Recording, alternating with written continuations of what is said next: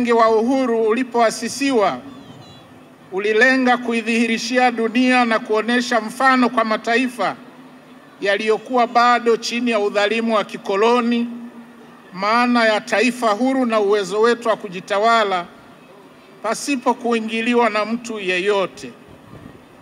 Maono haya ya Mwalimu yalikuwa sahihi na hasa kwa taifa lililokuwa ndio kwanza limejinasua kutoka katika makucha wa koloni, aliposema, na tumeimba hapa, sisi tumekwisha kuwasha mwenge na kuuweka juu ya mlima Kilimanjaro, umulike hata nje ya mipaka yetu, ulete matumaini pale ambapo hakuna matumaini, upendo mahali ambapo pana chuki, na heshima ambapo pamejaa dharau. 1999 ni siku ambayo baba wa taifa letu Mwalimu Julius Kambarage Nyerere aliaga dunia.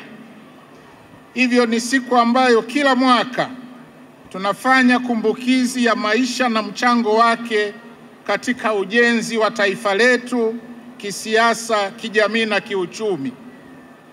Tunapofanya kumbukizi ya Mwalimu Nyerere, tunasherehekea maisha yake ambayo aliyatoa katika kulitumikia taifa letu ambalo alilipenda sana.